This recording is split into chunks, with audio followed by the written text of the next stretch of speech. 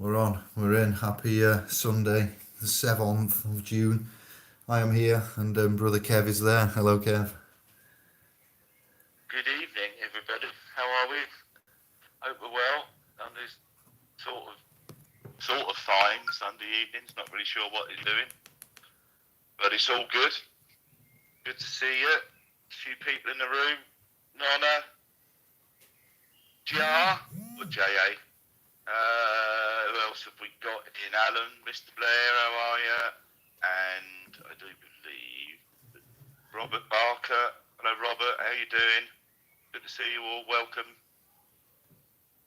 And on with the show we go.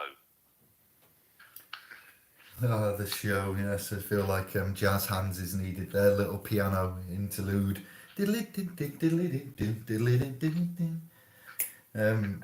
Pandemics and Epidemics is the title there, because we have an alleged health issue and hospital, doctor, drugs, crises going off, false positives, not fit for purpose, furnishings and etc. happenings, and then we've got crises within finance, banking, airlines, staffs, payments, pensions, finance. It's kind of an epidemic going off, coins and credits and bullions. It's madness. So there's lots of miniature and massive bubbles popping and expanding and shrinking, and I just thought instability in general, and we're interested in your demographic, where that might be. How are you? Obviously, there's a big headline at the minute going off that we're aware of, and we just want to know what go on in Babylon. How are we all? What's going on?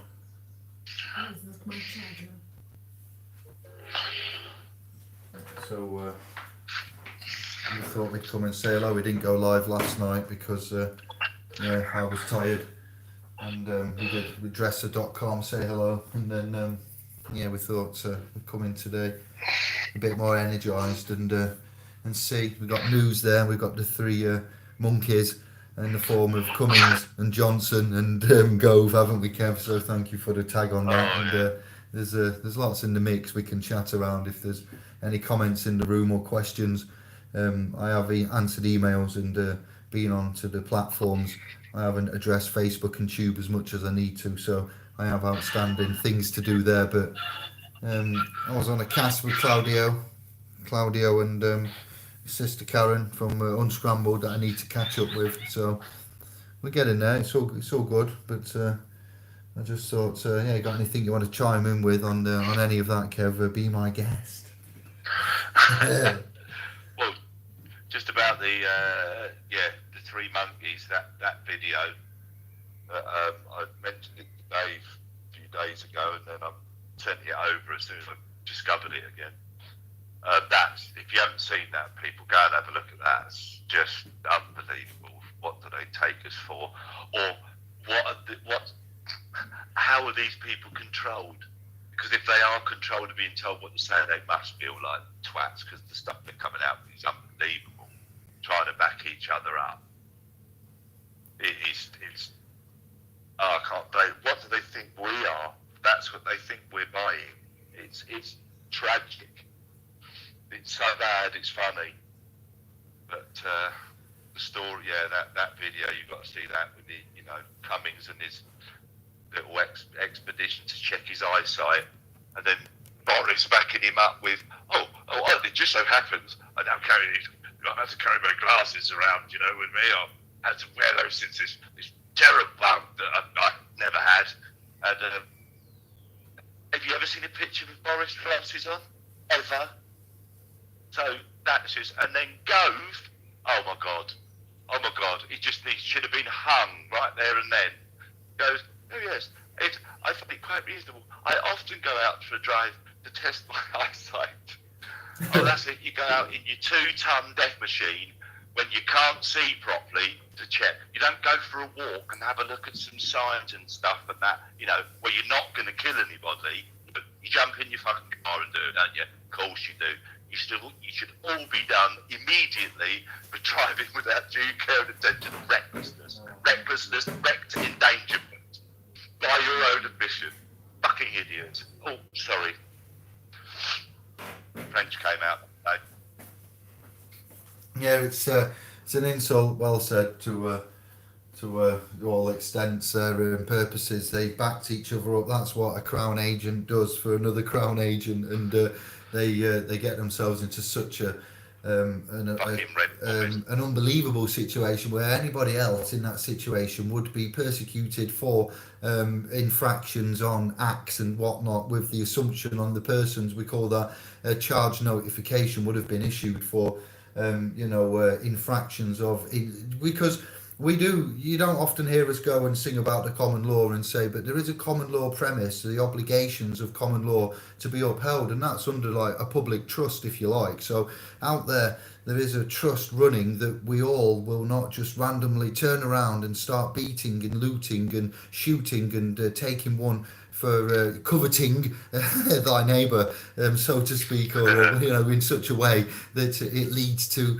a purge of some kind, a bloodthirsty, greedy purge. We have a common trust, don't we, that we can go down about our daily duties or business and not turn on one another. So there is a public trust there that we all take for granted at a minimum level, that we will be non-violent towards one another and quite the opposite, and help and be more caring and empathetic about our duties and business. If that means offering up a seat to an elderly, or helping somebody across a road, or somebody dropping something and not noticing, and you saying, hey up pal, you've just dropped 20 quid.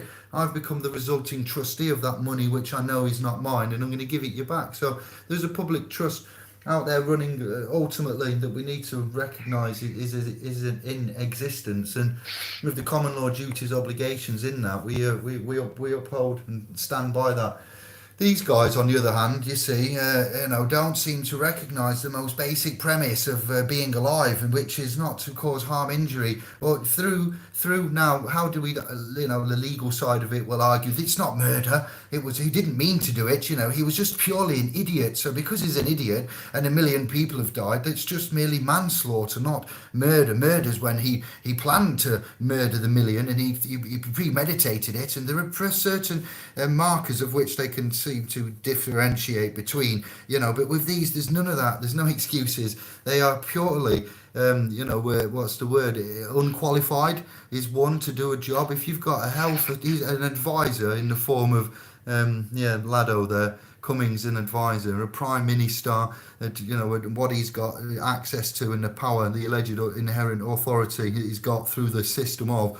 And then you've got Gove, which is a MP and a such and such, and I'll put some details in the post about Gove's interest and accolade towards his position and titleage, peerage that he's got. So they're quite powerful men. As I said about Matt Hancock, what you don't realise is they look smarmy and smiley and like butter wouldn't melt, but on paper and with the actual setup of what these have got in their cabinet offices or their office. If you have an office, somebody that works in an office requires an officers, and it shows you that the officers of the military, they're in quite a snug position. They've got a lot of turnover and access, and it's our job, our duty to regulate is what we're doing, not vexating. And what we're seeing is a poor example of intelligence, a poor example of honourability, a very shambolic example. Granddads and grandmas and ones here and now, not past, past and present, would be quite right to say, move over. It's time for somebody with a bit of honourability, common sense, nobility, and anybody trying to argue in front of a justice here about some traffic infraction will know exactly what I mean. There's been a lot more thrown at man for a lot less, in the forms of, and safety is all our duty. I'll wrap up with it. We're all duty bound to keep each other safe, and if you can't adhere to the simple fundamental, causing harm by driving a death machine with bad eyes might cause, then you don't deserve to ever be in a position of power again, because that's one of the basic simplistic decisions of common law. Do no harm, don't fuck no shit up, basically. Yeah. And that's how could you fuck up somebody's shit the worst? By driving a 2-ton death machine perhaps at 60 miles an hour and career out. Of course that will do the most damage, fatal wise damage to property, bones, blood, skin, the lot. So I don't say that lightly. If they can't be trusted to run their own, how can they be trusted to run the affairs of such, in greater measures which take a greater measurement of.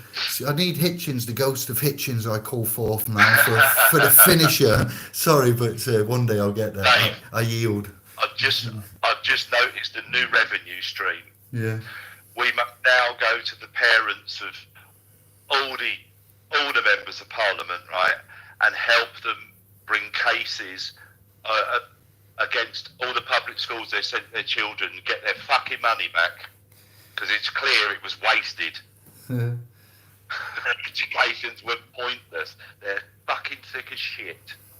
Yeah. It's unreal. These are the people running the country. They're clearly something wrong here. Well, they're running a bank that's masquerading as a country. That's what the corporation. Yeah, they are. And if you was ever running a business, you know, you'd run it a bit better than these man. What these are. He wouldn't be a CEO, would he, Boris? Would. Well, let me just see what's going on in the room as well. Let's reflect before we get carried away. That's quite a touchy-feely subject there. Do as we say, not as we do, is thrown into the mix of that as well. Yeah, just Nonna's just saying, yeah, and his kid on the way up there, wasn't it? What's going on? Sorry, I've missed that. Take the message. We're back to Cummins and his little driving escapade. Yeah. Yeah, and off to exactly where the contract was signed at Barnard Castle, GSK. Oh my God. I want to say hello to Lisa. I see Lisa's in there, Albert's in there, Yar or JA, yeah, Cleveland, Andy of the Gregs, Robert, Andy of the Blair. Yeah, that's it. I think we said everybody. There is 15 in, 10 thumbs up. Thank you for that love and support. If there's any questions you've got, questions you've got, or anything that you've got on your mind, topics, news flashes. I want to mention UCC in a bit and ask, would you say it's exclusively limited to only the states of the Americas, or would you say it would be a court-based language, a governance, covenants, parameter recheck on a level at some point? UCC, has anybody got extensive knowledge or not, just a lot of experience with UCC, much like we did with the Clearfield Doctrine, Trust, Courts, Dun and Brad's, Numbers, Business, Registration, Companies House, Matt Hancock, Department for Health and Social Care. This is what we get finite at. So my question summarising is, who in the House knows about the UCC, Uniform Commercial Codes, and their applicability to the seas of commerce? You know, we know where the holy seas are. We've talked about the seas of space and the tranquilities, the C's and the T's of them seas. Gypsies are my favourite. New sea. I found a new sea, everyone, those that are paying attention. You know, me and the seas. Well, it's happened. Brother AD in Derby was on about certain things, traveller, ethnicity, and etc., and alongside status, standing and capacity, and what this will do to enforce certain man's rights here. He said the seas and the gypsies there, and how they the Egypt and the lineage, the wording, the hieroglyphs, and he just says those seas there and the gypsies are the. How do you spell gypsy? It's not an English spelling. If ever there was a typical Anglo-Saxon word, the traditional spelling of gypsies. I'm dyslexic and I struggled with that for some years. Let me tell you. GYMPS. Is it? Am I kind of correct there? Please God, let it be. How do you spell gypsies? GYPS. Yeah. Yeah. GYPSIES. It's not an easy word for a dyslexic. SIES or It's not a typical. SY. It's not a typical straightforward Anglo-Saxon British type Briton word. If ever there was one, it's quite like the gods and stuff we see, like Poseidon, and the words there, taco and certain words, letters, and the Egyptian or the Greek words that come across into the English, so we see the spelling of gypsies is definitely not our typical historical word lineage.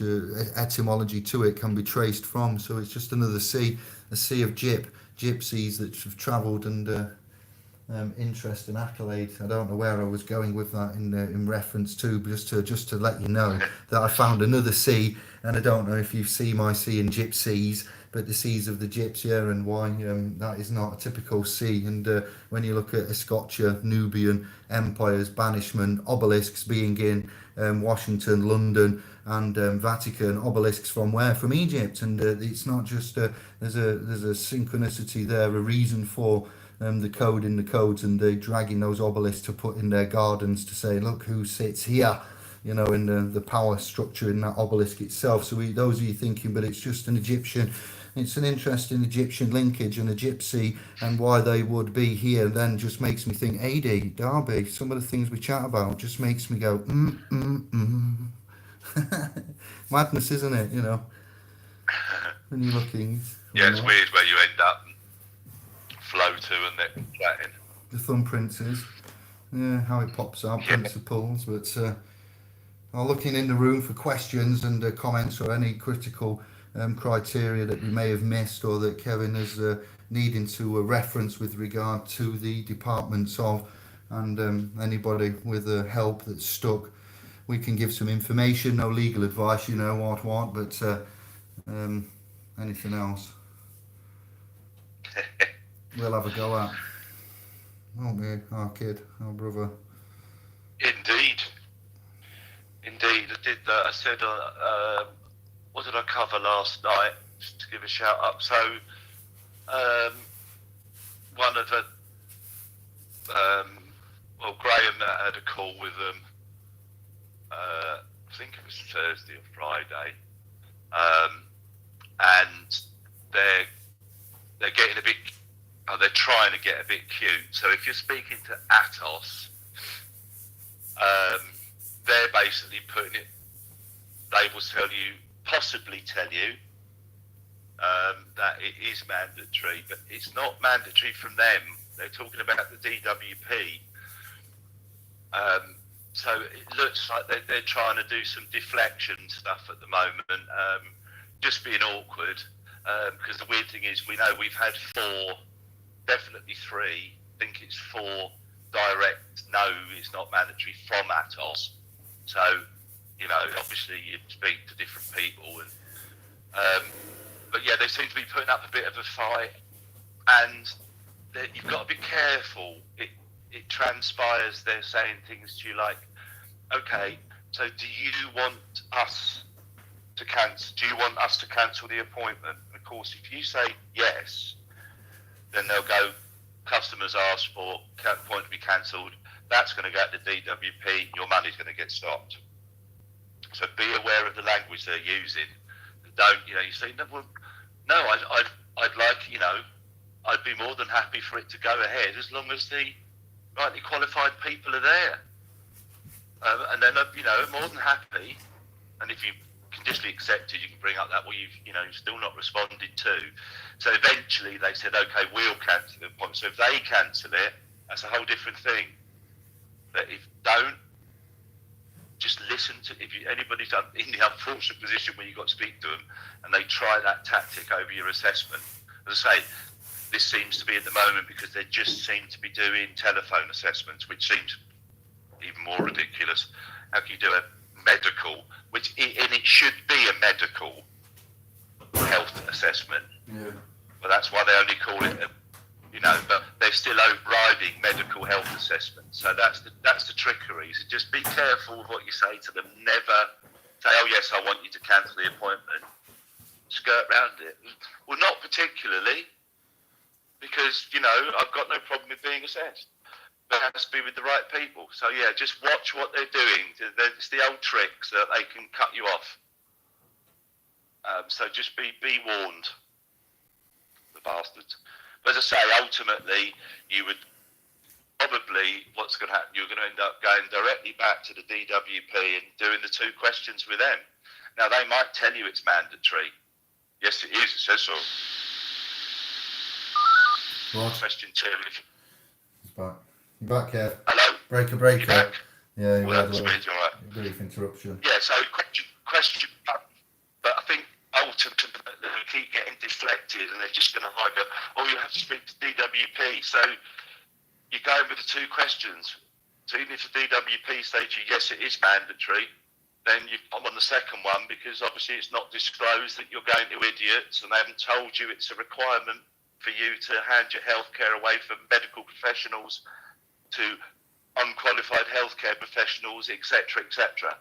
So it's, I just think it could be the long game. Just be careful when you're speaking to Atos. Listen to what they ask you. If they ask you, do you want us to do something? Get round it. Don't say yes. Just be aware, people. They're playing games. Yeah, there's languages and criteria there, so they may try to give you leading questions and direct you to something which is not a benefit to you. So the conditional acceptance has been modified and the game is modified. And bearing in mind that we've got reasons for this that are quite stark and contrasting, that there are suicides over this issue. There are great life-changing decisions being made by what we would call, similar to a judge that isn't trained, a magistrate that doesn't know anything about private remedy and the language and even their own area, the statutory codes and regulation or international codified, the covenants of law and so forth that are apparent. You can't seem to get anything, never mind your Magna Carta or your habeas corpus or writs of anything such as with witnesses or without. It's very much... we're seeing choppy waters, instability, non-consistency, crumblings. It's like there's a war. I was still at war. There's not a World War IV as such, as in it's nominated and named World War IV, and these are the countries opposing each other. This has got, what we've got is some kind of pseudo kinship where we're all brothers and sisters, and we've got the attachment of brotherhood, sisterhood, and I have reflected on this. I know we mean it well, and we for the purposes of clarity and the avoidances of doubt, aren't we, Kev? Speaking just Anglo babble here, but no military and legalese and etc. But brothers and sisters, you have a brotherhood in an army. And you have a family environment there, and you can have a war where there's a man fighting for America, say, against Germany, and that man who's fighting for America may not be of original. Well, no, nobody is of original American blood because they would be the Indians themselves, I would argue, but for the originals. But just the Americans, a thoroughbred Americans, typical citizen of the states of Washington, American, yeehaw. I'm sorry to stereotypic, but I need to do it for this purpose. And then they might not consist of their own indigenous blood, if we could say, or blood from local. They could be German and mixed blood type, fighting in a World War II scenario against Germany, say, and they're fighting on an American force. So you've got the connection of a man who's with his comrades in America fighting against his old country, Germany. But if we look at the DNA of the man there, he's got more connectivity to the side he's fighting against than the side that he's with now. So but he's connected via that pseudo kinship where it's like a brainwashing.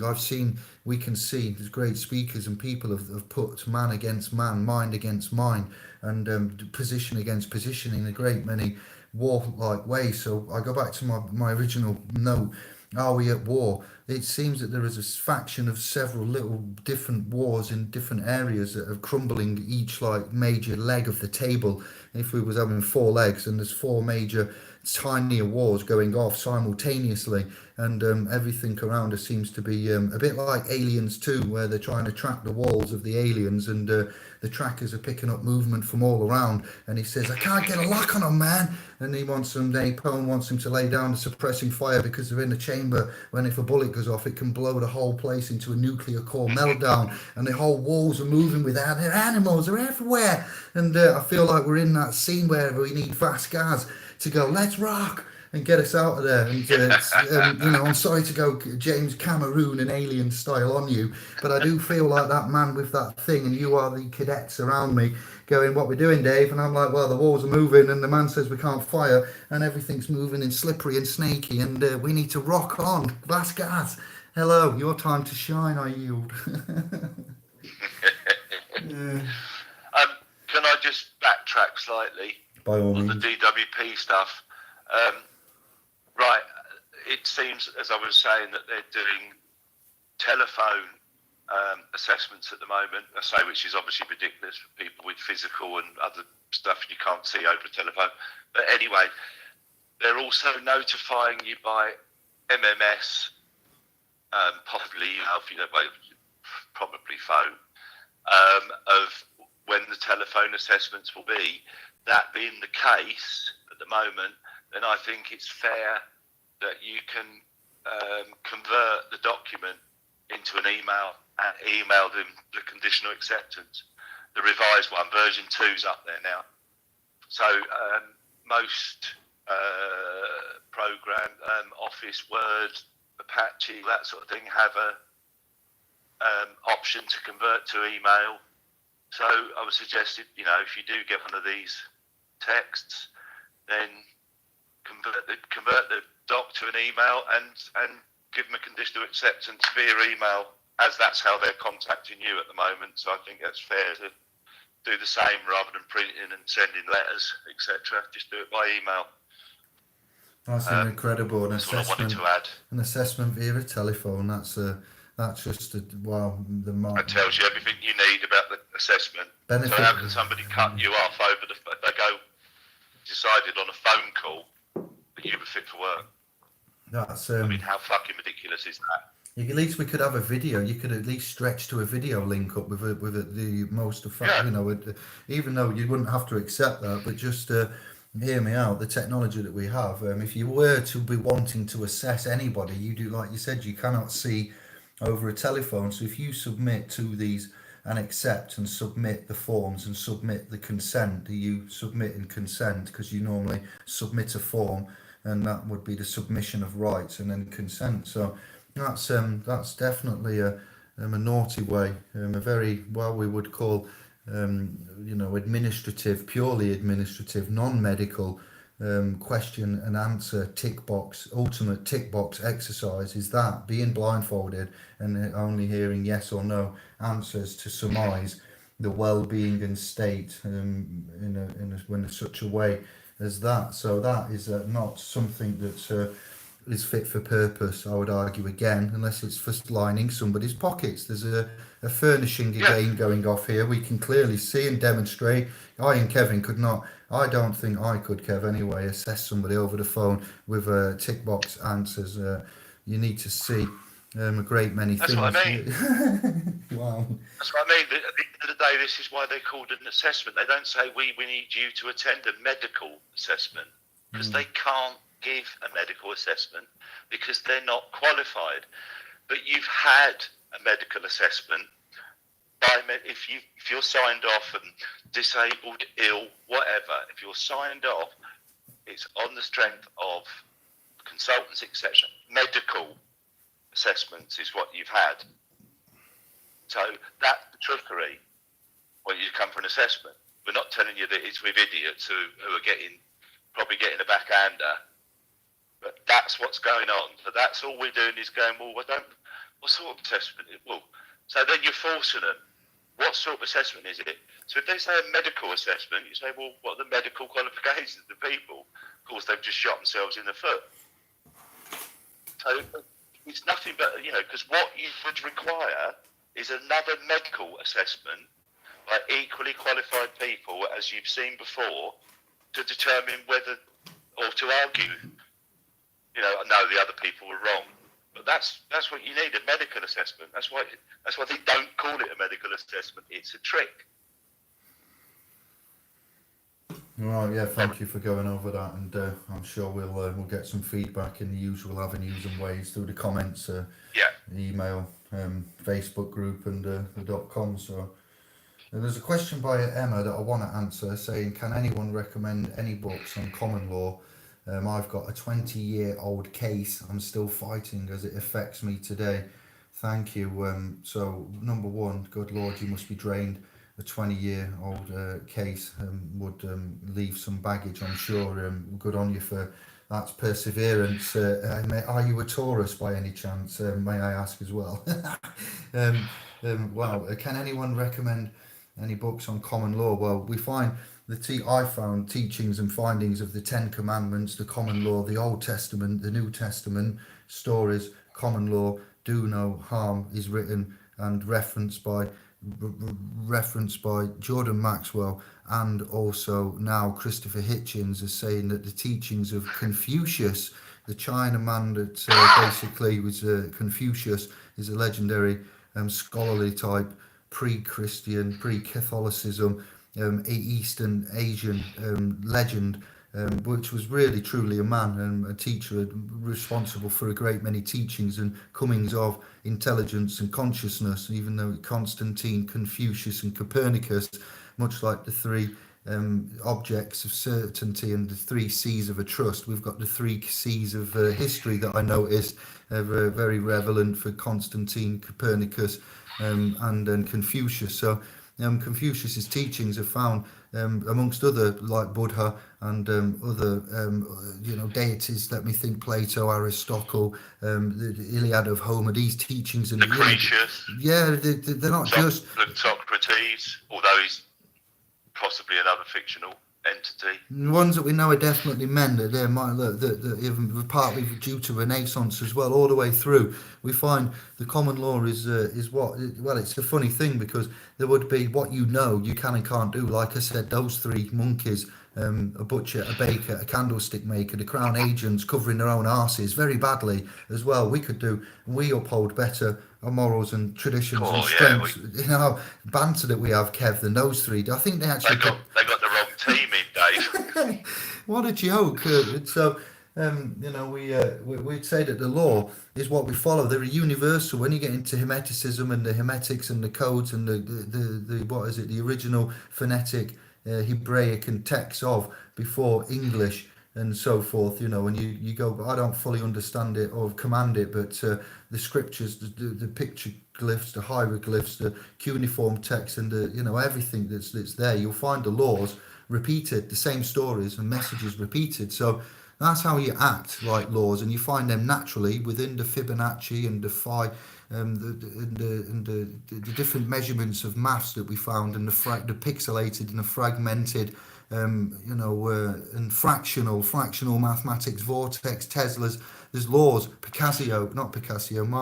Pazio talked a lot a bit and deeply about the laws and the ways that things, negative, positives, and it goes deep again. Your common laws, because they're laws of the universe that can't be moved, that are common as mug, but you can't see. And then you've got the fundamental laws that a court will pass and over time form the basis of common law. So we have common law murder, common law, which are linked to the commandments of thou shalt not, and then the commanded one, what are sins, crimes, and the laws again. It's a lot of differentiating of what you call the common law, because it's a matter of principle, faith, religion to many in different, but to us, I think we can answer that with how we have and where we've come from and the variables within that. But you have governance of, and then responsibility, like we trust that nobody will turn around on the street and attack one another because there's a common law trust there.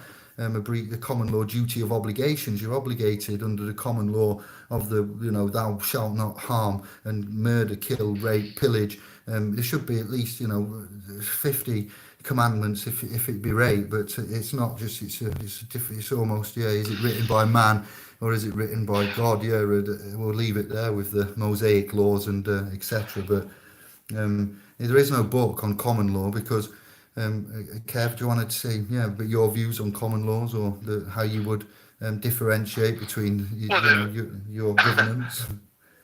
It's simple to understand, really, isn't it? No loss, injury, harm, loss, injury, fraud. It's not. It's that's the basics of it. I know that there's lots of in-betweens, which is where statute was meant to come in and fine-tune where the common law was a bit too ambiguous, but then they just took the idea and ran with it, turned it into this monster. But the basics. That's the basics. Magna Carta. No fines, forfeitures, all the rest of it. It's all there. It's all around. Bill of Rights. Yeah, that's in the room. I've seen about the Constitution and what Constitution chirp was going off. That's many constitutions. The Constitution of banking is a constitution of law. There's a constitution of religion. There's a constitution to many areas. A topic, whatever you can think of, will have a constitution. Trusts and equity.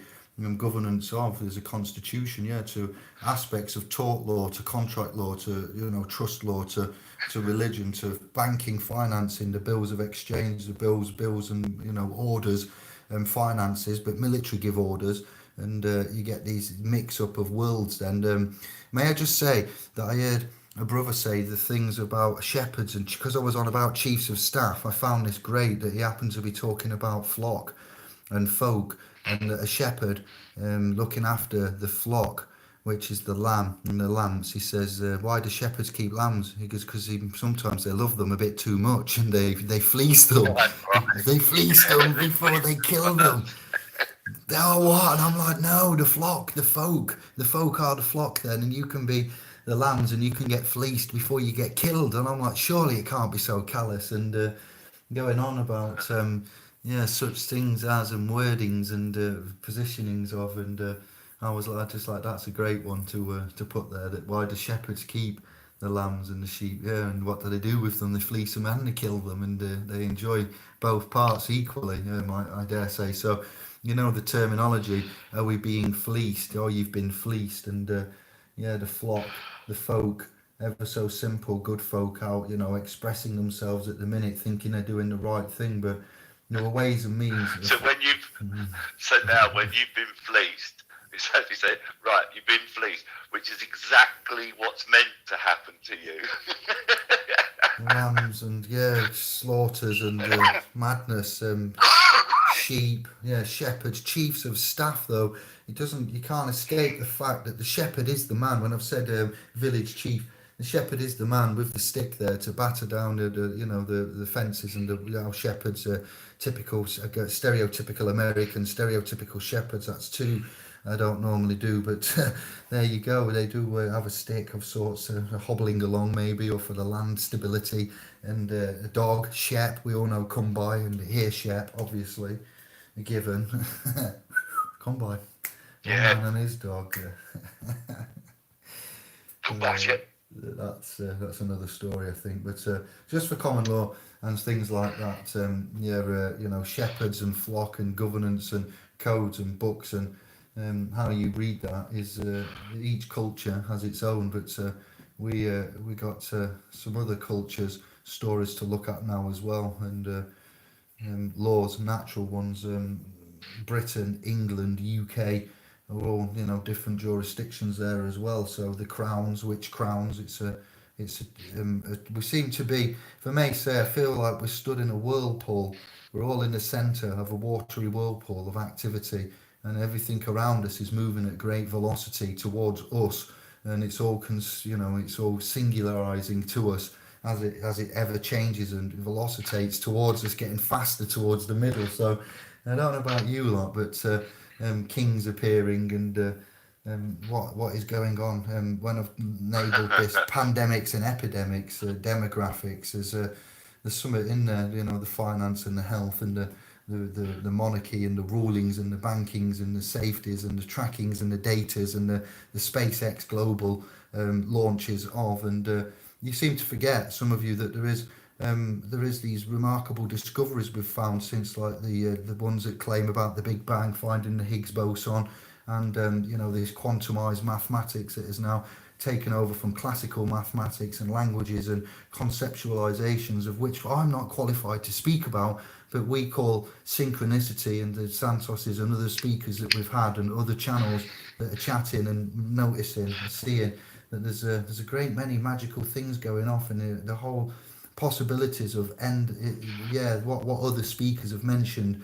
I says these years are going to be big years, and none of us know what is coming in the future, but we have a feel and a vibration. And I just wanted to say that these quantum fields now that we've discovered, that we can prove a super state, a mind being in a super state, and what we're finding, we need to not just forget these discoveries and some of the writings that I've done. I don't know if you've seen that video clip where Greg sampled the wording there of the quantum flux field of modality and the angelic particle matrices that we're in, and the planetary dimensions. There's a good aspect of energy and hope here with what I'm seeing as well. It's not all, what I'm angling at is it's not all doom and gloom. And I think we've all forgotten that this place we're in, that we all get lost with laws and codes and these lot running around. There's a whole bigger picture and a lot of other paradigms and energies above us and around us that we can tap into, that is waiting to assist us, if you like. It's like a safety net. I don't know, you call it losing the fear, becoming awake, tapping into the consciousness, having a download. The 1111 crew and the ones out there. Is it mandatory? Is it, they've tapped into it, aren't they, and off they go. And the mystery lady singing, you're getting creative, you're not being fearful, and you are realizing that there's a realm of sciences and capabilities out of that lower vibratory fear. And the ones that can't fight for themselves, this is why we appear in times of darkness. We show ourselves to ones that may need a little light, and we try to share with you, many and various things, but don't get lost in the jungle, out there of this media, because there is a lot that's been proven. I use the Higgs boson for just one random thing of science that's truly, controversial and in the realm of gods and deities and rights. Are you born with rights? Are they innate? Or are you to claim them like the divine right of kings and so forth? If a king can claim rights, then we all claim rights, yeah? And we'll do that together and make sure that if one has rights, all have rights. And if they are born, then we have them innate, and we got to fight for them. Then we'll show you how to fight and give you the armor of God and the breastplate and the shield against this totalitarian military tiptoe that has encompassed itself since the great battle of World War II. And between then and now, we seem to have got invaded Klingons on the starboard bow. Yeah, London 10. Oh dear. It's all going mental, but just be chilled. It's all good. Yeah, we're all right.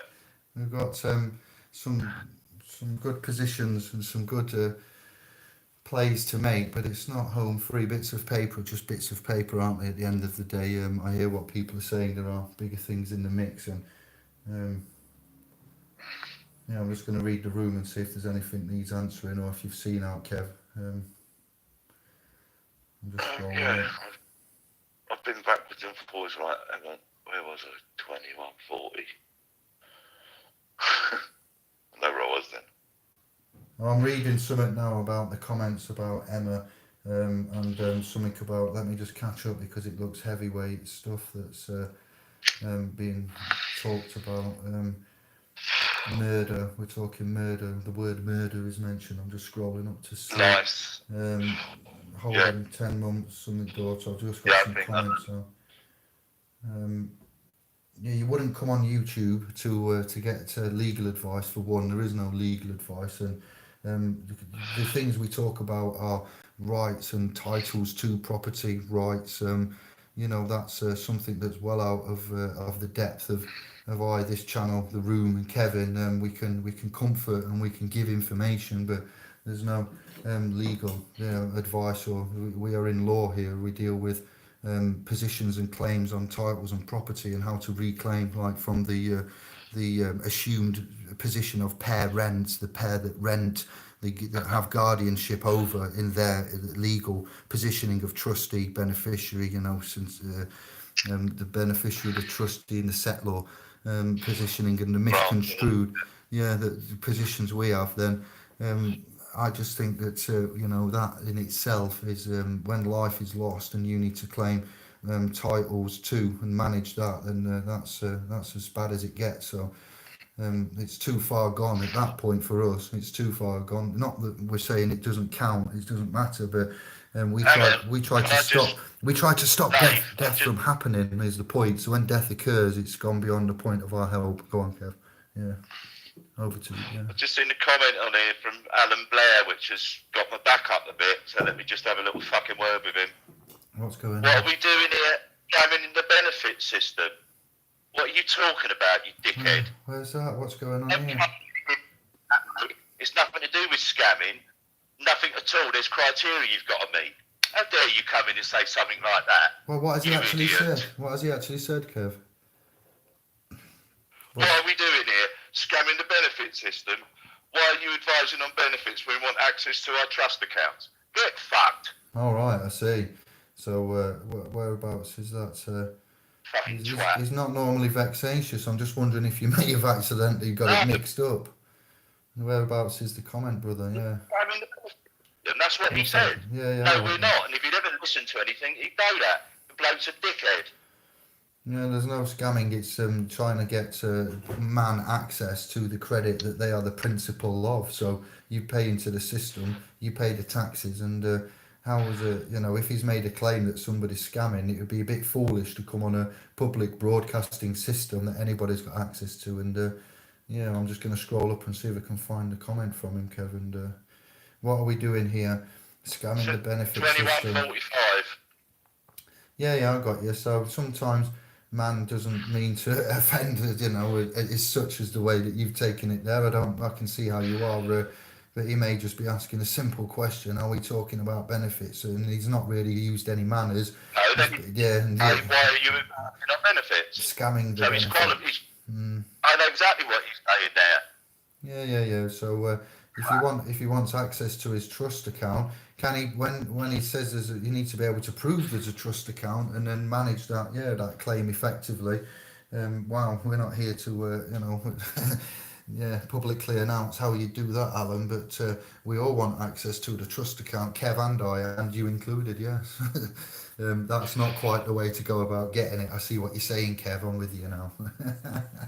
Scamming is not the word that was wisely chosen there. It's access is being denied by gatekeepers, which are agents, aren't they? So I've read it again, Alan. Yeah. All right, I've read it again, mate. I know exactly what it says. What are we doing here? Scamming benefits. And then they want to say, what are we giving advice on that for? Well, what are you doing in the group, mate? This is what I came into the group with. So I don't understand. So don't come it with you ain't got no attitude. It's clear you have. But we do trust as well. We're all after that. But don't come in with attitude, mate. The reason that was not access to the trust accounts, we'd call it equitable relief, that the fact that you get your access to the mineral rights, and if you look into books and the Bibles and the codes and testaments that are there, old and new, it will tell you that there are, abundance. There is in a world of a realm of abundance here for us, and it's been cut off slowly but surely. The access rights and the rights are getting less and less. So we'd all like equitable relief, which would be attained by being able to successfully discharge transfer by endorsement. So when you say we want access to the trust accounts more, so the authority to not add to the national debt by spending promissory notes, which are given by private bankers to governments, and add to the national debt by spending. So the transfer endorsement and the correct accepted for value management of charges given to us, and the conditional acceptance for the other charges given to us on behalf of the person that we get is where it's not just about, once you get access to the trust, you'd only do that on an enlightened path. So I haven't got that yet. We're on the cusp of, through measures and techniques of hard work and vicarious labour. So I say vicariously this, but it's not about scamming any systems. You would call somebody with a disease or a deficit there, they're equally as entitled to help and assistance and access to their NHS fund and trust to get served service, or even a Department for Health and Social Care that Matt Hancock and the others are running, to get money in. So a trust account is a master one, or there's the little different ones that we have running that they can deny us access to, is disgusting as well. Housing, health, and it should all be turned on. There shouldn't be any turning off of any kind of access to for anybody. That's where we need to get to, a universal basic income. And as for the protection of, you've got that in the form of a person and in your human rights. So for the rest of it, we're working on that, aren't we, brother? And yeah, I do see a little bit of vexation with that. And the word scamming wasn't a fair Well, word to use. It's yeah, not a and scam. if he'd been listening to anything we've put out, any of the videos we've done, it's clear. So to use that sort of word is, to me, is just ridiculous, quite frankly, because we've made it very clear.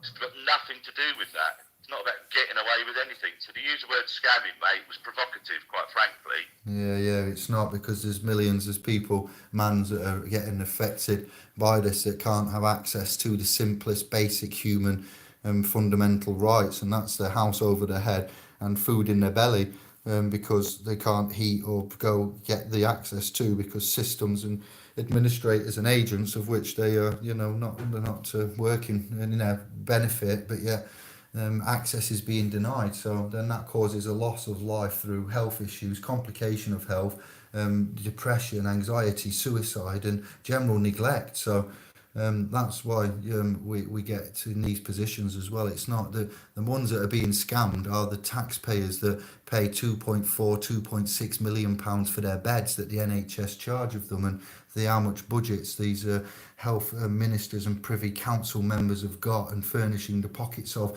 their corporate friends in a partnership with, and then the ones that are the source of, that should be having a universal income access to, unquestioned. That's all it would take for a government to say, from now on, there's no healthcare insurance and there's no such and such, and we operate like this, and it'd be a step in the right direction. Funds, water, housing, education, these kind of things ought to be free. A society that limits these and does what they do is counterproductive to itself, and that's where we're at with the severity of it. If somebody's giving policy over rights, then rights would be enforceable over policy, and that's what we're good at. So that's what Kev's found a technique to. So the ones that are being scammed are the ones that are profiting from this system. Yeah. And I'm not defending Alan in any way, Kev. I'm defending you by saying, yeah, it's a needed thing that is happening, because man's being scammed, and crimes against man are happening. So yeah, we've covered that. I think we know where we stand. This is it's it may be seen. We down on the streets we call it murder, don't we? Is how the tune goes. Yeah, Rastafari. No, that's the problem. They're the ones doing even more damage to clearly ill people, overriding medical evidence, which they're not qualified to do. Now, if they get the right people in, as we've said all along, nobody will have a problem being assessed. But that's not what they do. It's a total con. So that's what we correct. Quinn's in the house as well. I've just seen Quinn, some comments there. Yes, Good evening. Hello, JJ. Yes, what else we got going off in the room then? Now we got that bit sorted out. Let me carry on scrolling, or... Rick's in, Rick the Gardener. Jerry. What? I didn't see you. Nod, Jerry. Have I left him? Is there, yeah. I haven't said that. Sorry that after you hadn't come up on mine when you gave him a shout.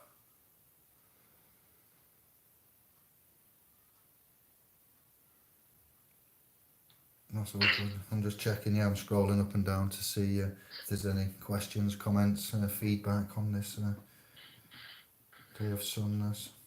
Angela. I'm just saying what Angela said there. Well, you think so, Angela, but then who at the DWP, it goes the same way. So even, forget the assessment companies, just at the DWP level, who's looking at those notes? What are their qualifications to read the doctor's notes? That's what I'm getting at. This is the problem, because these people are seeing stuff and still going, no, we don't think you're entitled. No, you're fit for it. So, there must be some liability there, because they say they're overriding. So that's it. Ultimately, it goes even, forget the assessment people alone, who aren't qualified to assess anybody. Even back to the DWP, got to ask, well, who gets to look at that personal, private, sensitive medical data. Surely it can't just be anybody. Surely. Yeah. But that's what they do. Yeah, the officers have to be responsible, and there has to You be know, that's consent. what it's about. Your contracts in as well. And they're tricking you into going along. You think it's all kosher, but the people that are assessing you aren't qualified. The firm, I don't know if any individuals are, but certainly the firm are getting bonuses for the people they get off.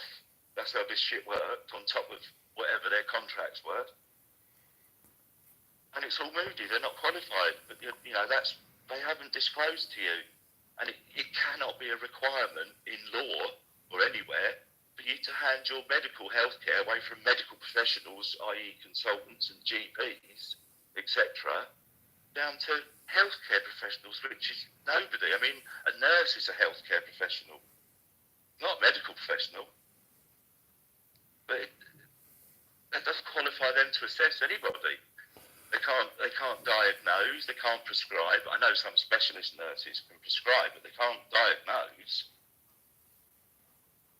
So, you know, that's what you require. If somebody That's sets up who's previously looked at you. if somebody sets up a business, because that's what it is, and says we can assess whether your customers, because you're service users now of a non trust, national trust, they are businesses, the NHSs and the DWPs, aren't they? And you are being turned into customers and consumers and service users, which is how the NHS and the budgets and the things are being masquerading now as what looks like hospitals and state-owned, state-run, state-funded. They are state-funded, but they're embezzled out of via offshore tax havens with foreign citizens and mates of friends of Escobars and Pablos and barons of, and I can't go down any more roads than that kind of, and the Panama Papers and the Bank of BCCI scandals, and it just goes on and on. There's so much in the mix I can keep throwing at you for evidences of what these lot are really good at doing. So when Amazon pops up with the NHS, with track and trace and all of this business, not track and trace, but it's called something else, isn't it? But similar to that. And I'm like, hang on. So now we're going to make you even more money by you using services that are ours anyway, that got sold to be privatised to help the system, which was really to help you get your friends in and make companies to make monies to fund and control and medicise and proclamise and basically embezzle. So there is a deeper, real deeper urgency for us to recognise, one, that we've got several different technical attacks going off on us in this fourth industrial revolution that's happening. We've got a lawful renaissance going off. We've got the back to the beginning, the quantum side of mathematics and languages and paradigms and shifts is happening with your fifth dimensional. Woo. I'll leave it there for the smoking crew, the chain smokers in the house, and the Stardog Massive. I'll meet you on the other side of that swirly hole.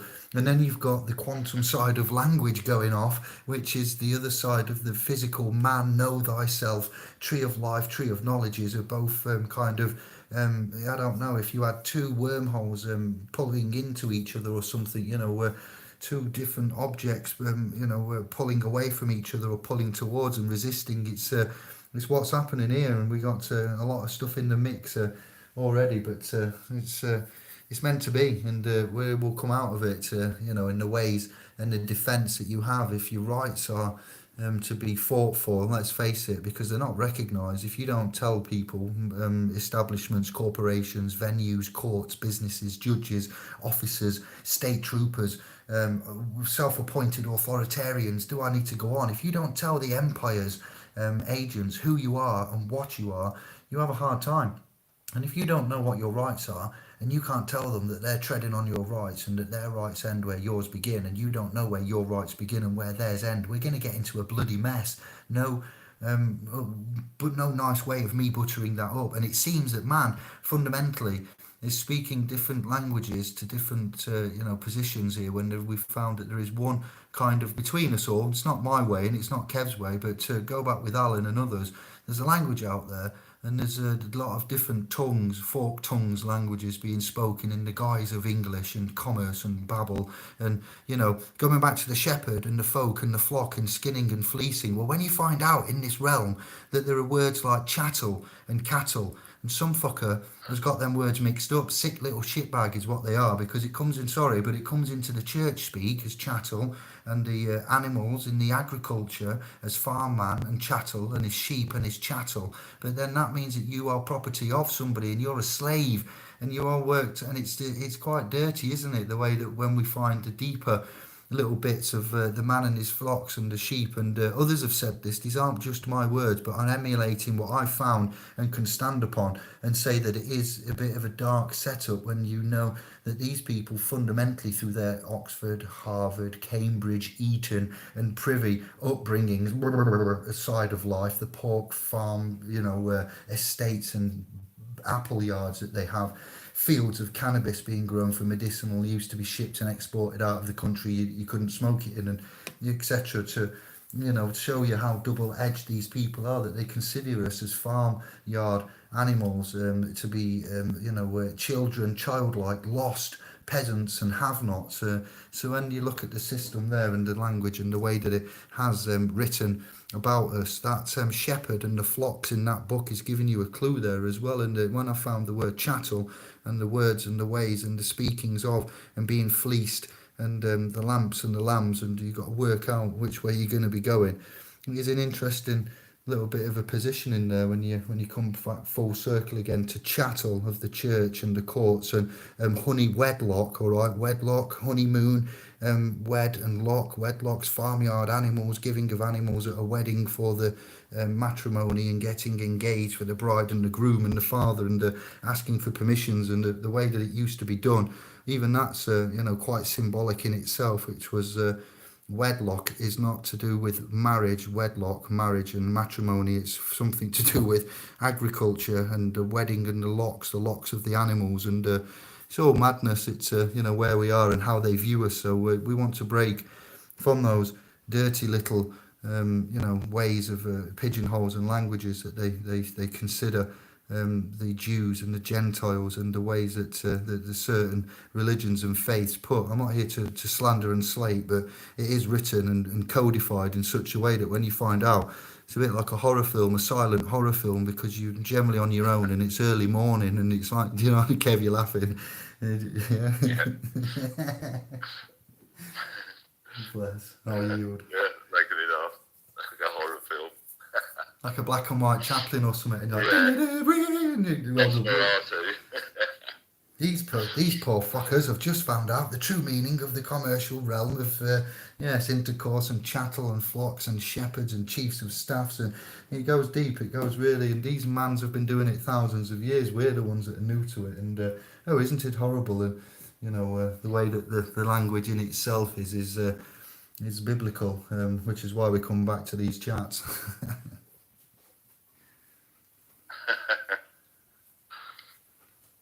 Chattel, yeah, good. It's not a nice word to be compared to, even if we are bullheaded.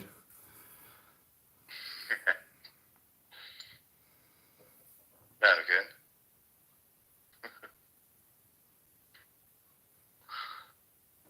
Yes, Benjamin instruction. Go on. I've not looked through the room. App and trace, something track and trace. Yeah, they got the app there. It's like Jerry at the moment. Yeah, he was tripping. Jesus says he can't even read your own medical notes unless you're medically trained. That's a good point. If somebody says, yes, I'll read your notes, are you medically trained is a good question to answer if somebody says they're going to read your medical notes. Because if you're not, then you wouldn't understand, say, an x-ray, because you're not medically trained to read an x-ray, even though you may think you can see a break and that's all there is. There may be other parts in there, and osteoporosis, a bone man and so forth, and experts would be the ones to read that, not an office, academy, university graduate will not do, I dare say.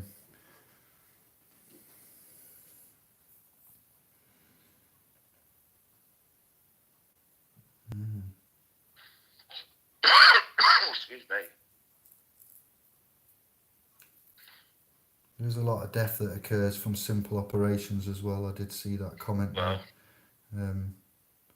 Angela or somebody. What's Cleveland saying? There's a lot of orange in there. There should be no incentive, all should be provided, and people should do a job for the love of it. That would be kind of like the Venus Project, what you've said there, Cleveland. Similar. Access for all, profits for none. Similar type of sharing equality. That's a good comment.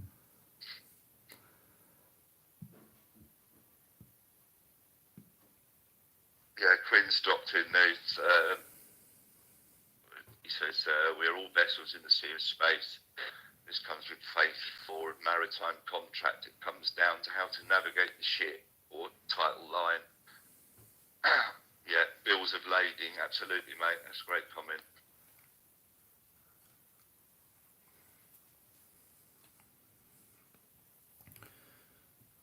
Yeah, and I believe that they think the uniform commercial codes can stretch out to the seas of space, and they've got the holy seas there. We got the seas on the seas, the international waters, and the fishing, the parameters and guidelines, and I forget what they're called now. We're not treaties, but yeah, there's a lot of seas. We found land. We are in the book, formed from man is formed from the land. And Jesus being a fish, fish being of the sea, Christianity 2,000 years ago, symbolising Jesus as that fish, is a bit worrying to me now. I did say to Kev, I went, why has it only just slapped me in the face now that, we've looked up above at the stars and the zodiacs and gone, oh yes, that's because of Virgo the fish, and, Pisces the fish, Virgo before the Virgin Mum, and these translations that we've got about these stories and pictures. It's been made to fit, I think, but now I'm thinking again about the whole fish sea, Caesar from Caesar kind of narrative, the Roman creation of the New Testament, which is then, before we need to look at Egypt and thousands of years before zero and what go off them. That's what I like. My favourite time in history is about 2,000 to 3,000 BC. It seems to have been kick-ass, free reign, not free reign for all, but the I'm not going to go through all of the what is it now, civilizations and areas of land and thingy, but the Mesopotamia, Sumer, Akkad, Babylonia, before zero, but 3,000 the Egypt and the strength of, and the Assyrian and the growing ups of these badlands, if you want to call them that for want of a better word, but so you get asked where I'm coming from, and the lineages of time after Zoroaster, but in between, before Christianity, and the things that you find, antiquities and books, and you've read the 14 times and stuff as well. You were saying the weirdnesses that you can't explain and that are found is where we need to be. There's the old stories there give us more knowledge and truth, which is unfortunately very hard to find, and the Old Testament is limited in what it can give, as you can see.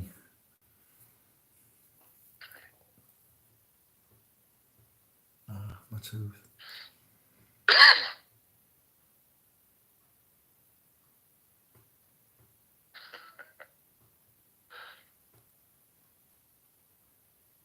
Cleveland's JJ and Cleveland. Yeah. Cleveland's putting in, basically talking about, Cleveland says he wants to be a nomad freeman. So he wants to be a freeman. And JJ says, but to be a freeman, you just need to stay out of the system. Then Cleveland says, so can I ride a motorcycle, no plates, and just not stop it? Yeah, you can. Of course you can. I don't know how the private corporation would feel about it, though. But yeah, you can do what you like, but they won't like it. I don't think they'll let you do it every day, but you certainly can do it.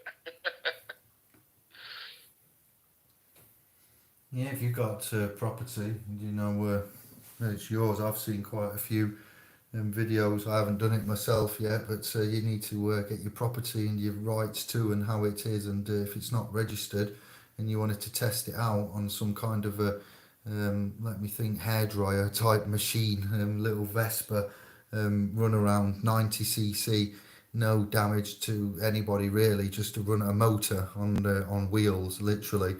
And then go around and wait till the inevitable happens, and yeah, you'd be able to see if you could retain your property if you haven't submitted and licensed, or even if it has been and you was the new keeper and you hadn't, then you wouldn't be a keeper, you would be proving ownership. Another one of those ships and boats that we've come to see. So titles and property, man, and when we've looked at allodial and fee simples and how we would look into being from the land registration, tenure, allegedly in that book made from the land. So land connection is given there for one strong reference into why the land, why are we viewing from the land and property of. But that bike, any property you would claim your correct title to would be to have the correct deeds to it, to title to. If you could prove that you've done a deed, you've got a deed, a paper deed, or there's witnesses to, you got notaries to an event of a sale, and there's paperwork and witnesses on that, a bill of sale, which is in English law, not in United Kingdom, and you could prove certain things, then you'd be able to argue your rights to property quite effectively, and things would be rising above others. So you'd need to test it out, and you couldn't just surprise. It's not nice to bring surprises on people, so you'd need to notice in advance what you would plan on doing in the areas, districts, counties, states, and so forth, and let folk know. Officers and offices that run them, and just you're not asking their permission, and you're not, I don't know, you're becoming private and not public. So whatever they've got copies of and registrations of, you would now like full disclosure of, to be fair, because you don't believe there was full disclosure at the time. And if there are any contracts implied and taught and tacit and all of this stuff, that we found, taught, torture, etc., then we would rescind them, and powers of attorney and implied rights of access and what we've got good at, and we'd ask them then to prove any claim and title, and we'd set our new position, claim and title, and we give them an allotted time, and we wait till that ticks out, you see, rather than go out and risk it all like Mr. Bad Freeman and his number plates and whatever. What we do is we do it the other way, and would argue that you'd be polite and courteous and honourable, and you'd call a truce of trust in this battle, in this commercial, sexual, commercial intercourse. And it's not sexual, but to them it is sexual by the wording of commercial intercourse is what they're having with us, and dipping in and out. And I say no more. They get noticed and put on, and once they're, even like with Kevin and critical criteria, if there is a period of silence to questions or points of note raised, and conjecture, and them to have a yes or no, is it this how I find it, or can you prove to me it isn't, give me full disclosure. For one better argument reference, example of the birth certificate and the driving license and the passport, if we get full disclosure on these instruments, then maybe all will become clear. If nobody chooses to give full disclosure, then what we say we think is happening, because you have the chance to correct us and put it right by giving the disclosure, isn't it? So if you don't get any kind of disclosure, we will treat that silence as agreeance, which is what gets used on us. So before we go out and we risk property and we get hauled in front of a big barrier and this, that, the other, and well hard, because I'm a free man sovereign, what we do is we've learned that plays into certain angry officers, jumped up, self-appointed authoritarians. Hey, whoa, what you doing, my son? You know what I mean? And he's looking to get a ranking up the ladder and get some property and make an impression on the new chief inspector. So he's going to take you for a ride. He don't care about the, freed man, weed smoking, sovereign, trippy, hugging, whatever. They want their monies and they've got to get their fines. So it's a business world against a man with not much to stand on. Whereas if you do the notices and proclamations, then the times go in and they fault on them and default, then you've got more of a, proper commanded, argumented, righteous point of view to say, I did put it to you and you've chosen to. So then your backup's already started, hasn't it? If that makes any sense. You're free to choose and do what you wish to do, but there are certain ways of protecting now. We say prevention is better than cure, do we not?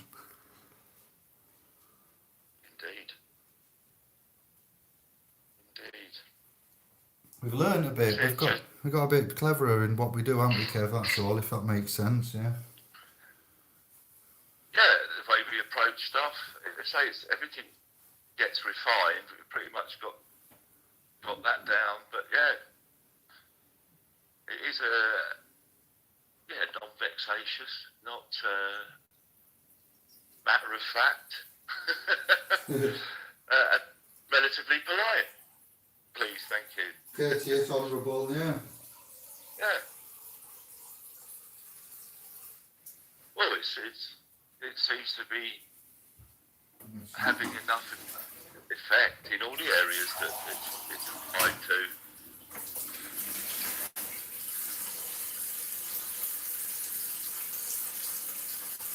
There's a few that still need refining. As I say, nobody's cracked the old council tax properly yet.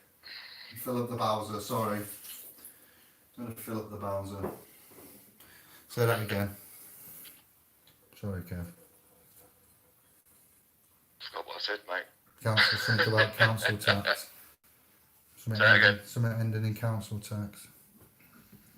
Oh yeah, there's nothing definitive, 100% to sort that. I mean, that's the big one, really, isn't it? That everybody's really, or seem to be chasing anyway. It's a hard one. Taxation and who can be taxed. Do I have the capacity to be taxed as man? No, I don't. And what are you taxing me? Taxing me on what? And pounds of what? Yes. So now Chapter 11 bankruptcy and insolvency. It's financial monetary mechanics time on that one with the taxes and you live in a house where they can pay a tax. Emma Morgan, can I just say, she's put silence is consent.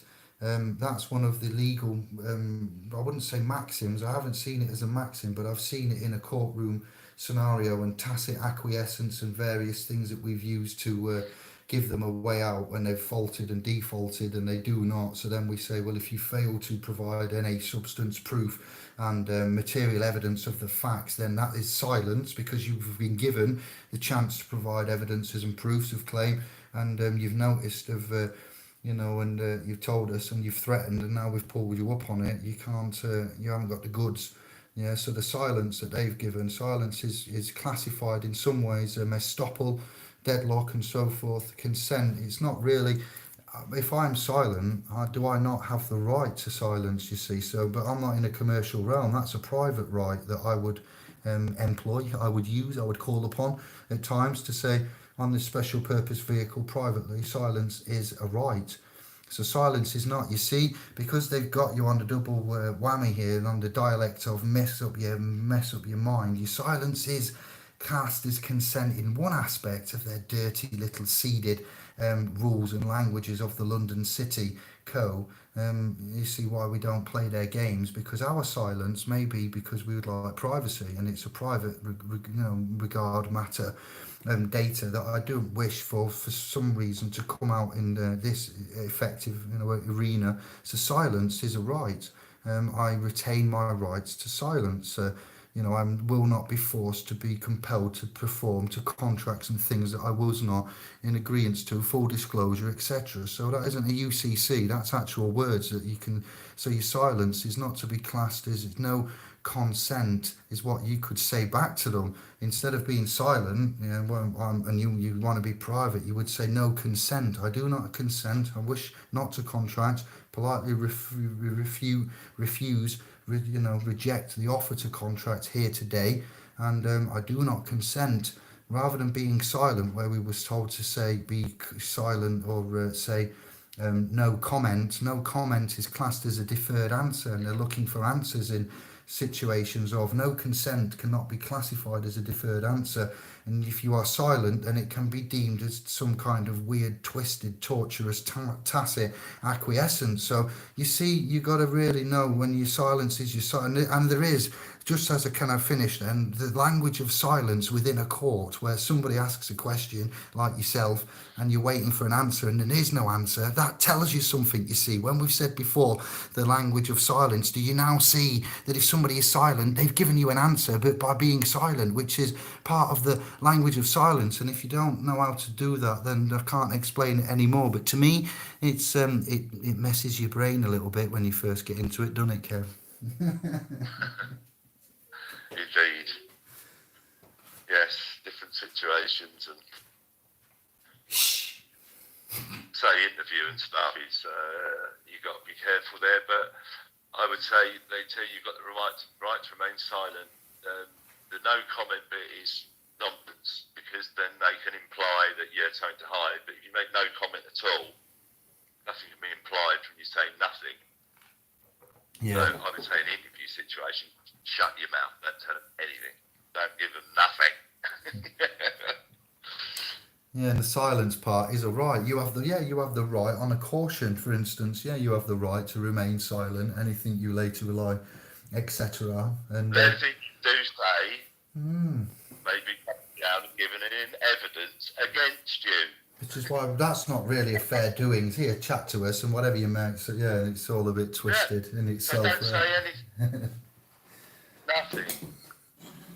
Make them come in the cell with all the recording gear as well. Go, no, I don't want to. I'm quite happy. I want it all here. Make them come in and then don't say nothing. That's it. As long as man, this is the thing you see, because where man gets. I'll make for you. Yes, we need to establish a few key points. These are your verbatim 101s of the positions of which they try to twist your mind, where silence is indeed a right. You have the right to remain silent for many. I don't know if you're like an attorney or not, or if you're not an attorney and you're not legally trained, and it would be better to be silent until you can direct somebody, a Mackenzie friend, a paralegal, an advocate, an attorney, or somebody to deal with the charges and claims coming at you on behalf of the Mr. and Mrs. But it is a time to respect that it's business. If it's civil and there's no criminal and no victim, then these are all civil issues what we're on about here, and it's very interesting for a civil issue how things can quickly get out of control. So if you're not legally trained and you're not an attorney and you haven't got power of attorney and stuff, correctly done, then it's better off handled with somebody else that knows what they are doing, that can conditionally accept and ask for the proofs and come in and work with you. These aren't dreamed up fabrications of yesteryear over the future that we were looking for. This is the best way to deal with the claims that come, and the way that they say that, the way that they imply those charges and how you can do business is what it is, strictly business there. If there's no victim, as you all know, it's arbitrary and it's due process. There is no de jure excellent law going off here at all, is there? I just thought, hang on. Emma, you're right. Roger Taylor often says, nobody's ever been done for failing to return the form. Because that's obviously, once you fill it in, you're done. That's it. Oh, with anything, yeah. You're in correspondence now with your new masters. Rick the gardener, they would not give me the deeds to the house when I paid it off. So you've got a genuine gripe. Possession is 9/10 of the law anyway, Rick, but that's not good enough. No, you would want the deed for safety. In the legislation, won't it, or in whatever you signed, that's part of it. At the end, when it's settled, that's somewhere. Company's House. We did a thing about mortgages and charges on the .com yesterday, didn't I? Rick the gardener, I've got some stuff that I happen to have read out about Company's House and charges and registries and the equivalent to UCC, and the UCC being in America fundamentally for commerce in states, and we was put into the .com that UCC would be used in all Temple, London, BAR court systems. If the American Bar Association accreditation have formed UCC in America, as the Temple BAR Accreditation Association of America are in fact from Londinium Crown, as of we've seen through history there, then we've got issues that I would say that the courts all round the London Temple bar ones that have barristers, bar Temple licensed ones that are going to be using the language of courts as UCC as well, that would work as because it governs commerce, it governs what's courts, and what even the higher courts with the barratry and the personage aren't honourable. So I can't see why the UCC wouldn't be ruling separately, like to the bills and the transfers and the exchanges alongside the court, with the clerk opening with the certificate of the bonds. When we say they're trading bonds without any securities and they dissolved, and the Clearfield and the doctrines there that we was looking into, and the dissolvement of, and the fact it's a venue, then that tells us it's a business and it's not law, and how the game is actually rigged. But upon this journey of UCC and courts and money and whatnot, and we found out bits about the UK Companies House and the equivalent of UCC and mortgages and charges, and obviously there's the mortgage swindle and the indemnification from the land registry coming up, and that brings us back to the Bible. Man is from the land, which is why property, man is your rights are property. Just to put in there, if you don't recognise your rights and your property being stolen, but land, man, rights, property is land generally property, land registry. It's madness that that is how they've codified it, but that's just your simple basic bare minimum. So the title deed to that would be easily obtained through paperwork, wouldn't it, and notifications. I say easily, it should be an easy, straightforward process to get what you need, but they won't make it easy and straightforward, and they can drag and need to be forced. But there should be a straightforward process for that, Kev, yeah? Or there's a reason for it, I would argue. A charge, maybe. Something, yeah. Yes, Yeah, a charge. some shenanigans. But yeah, I hope that helps out, Yeah, Rick the yeah, gardener. you should be able to. I think it's under probably the Mortgage Act or whatever it is. There's something in there about it. So, yeah, why wouldn't they want to give it to you? Maybe it's been securitized, flogged on how many 20 odd times. Who knows? Jerry in the stamp comment, the Queen head, the licking the arses, the having a chat about queens and postmasters, and I'm just scanning the room now. I About don't need another king.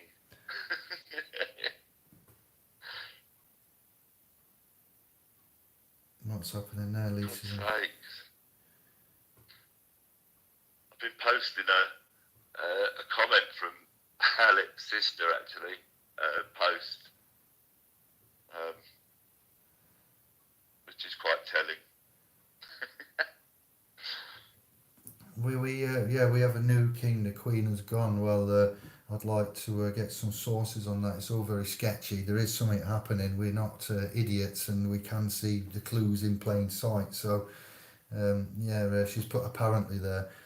We have got a lot. We have actually chatted to and had in the presence of, Greg coming to Bradford, and John Winoa some time ago with the Dragons, and Andy and Emma and Jason, and we've got the King of Australia emerging, and then we've got the second coming, the King, the Holy King Prince of Princes is supposed to be returning at some point. I'm not saying we are the second coming, but you and the consciousness, the Christ-like consciousness is on a quantum emergence, is what I'm seeing. And you lot are on the cusp of something truly magical, where you are, if I say again, are rights innate, and are you born with them as a natural universal consciousness, part of life and cycles and immovable fixed laws of the universe, or they're the same no matter what part of the universe you're in. They actually keep constant. They're not changed due to a different edition being produced every quantum leap year. You get me? So, or do we have to claim our rights from somewhere above, an anointed one, a holy one, a father, the Most High, however you want to name this benign or evil? There are two to choose from, where you get your rights from. Some Satanists and Luciferians and etc. Lucifer above and demon, devil, Satan below. Title name wise, you got the two gods to claim your titles from, rights and etc. So. It's definitely a time where the consciousness of you realizing that you are not to be subservient, the version that you can potentially be right now. is truly fantastic. So that's why YouTube has enlightened and woken me up in some areas.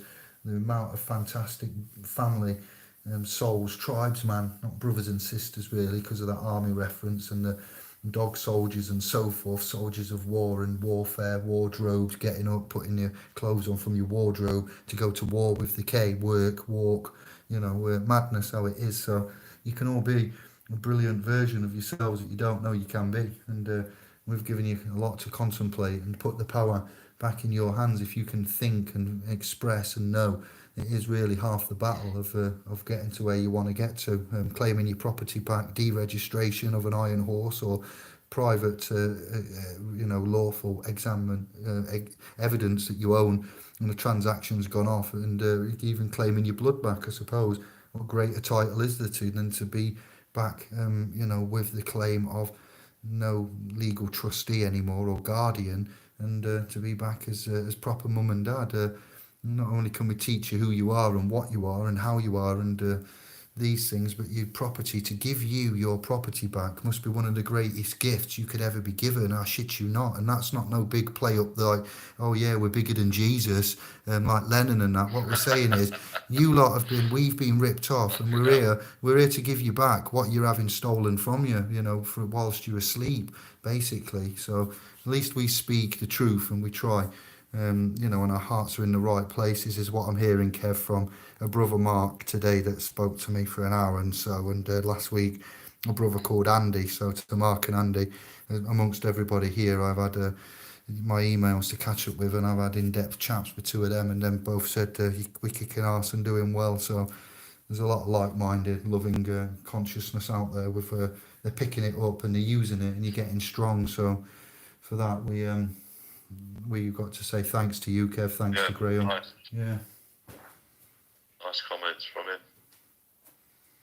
Much appreciated. The quantum is going to be. Makes it all worthwhile, doesn't it?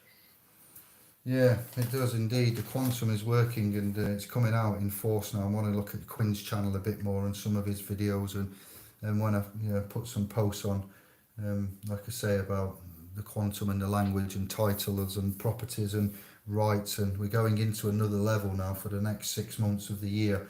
It's going to be quite hardcore. Those of you that are wet behind the ears and that have got your positions and titles and religions and codes and sciences, and those of you that are a bit more advanced, I think you're going to be loving what we've got next, and the development of this journey we're on. And I am looking forward to it, Kev, let me tell you.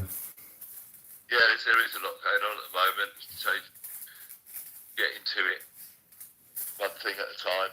But there's a lot of stuff to be coming very soon, which you'll all appreciate, I do believe.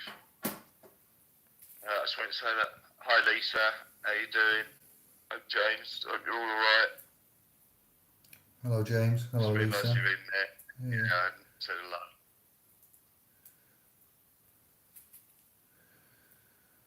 Golden Spiritual Soul, good evening, hello. How are you? Nice to see you. Mark Downey, hello mate. How you doing? Yes sir, hello to Mark. Hello to.